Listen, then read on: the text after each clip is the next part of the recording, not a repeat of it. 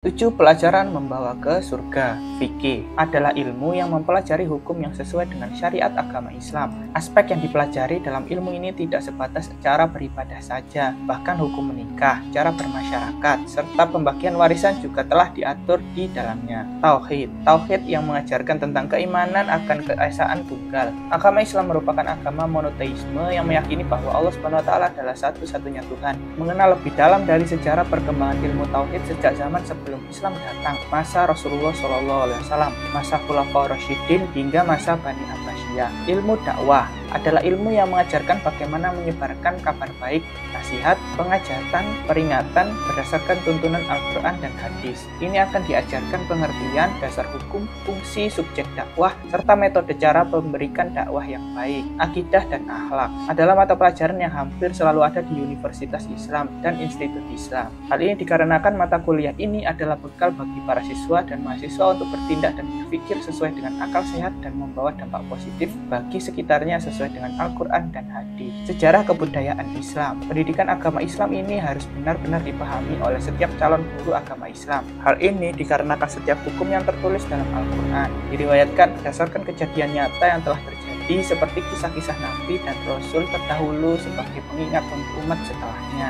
Filsafat pendidikan Islam membahas tentang permasalahan pendidikan yang bertumbuh pada ajaran Islam. Permasalahan ini dibahas melalui teori-teori filsafat yang dihadapkan pada sumber agama Islam, yaitu Al-Quran dan hadis. Berisi mengenai pemahaman nilai-nilai Al-Quran dan hadis melalui metode tafsir Al-Quran dan hadis. Sebagai calon pengajar agama Islam diharapkan mampu menginterpretasikan nilai-nilai kebaikan yang tergantung di dalam Al-Quran dan hadis. Wallahu a'lam bishawab.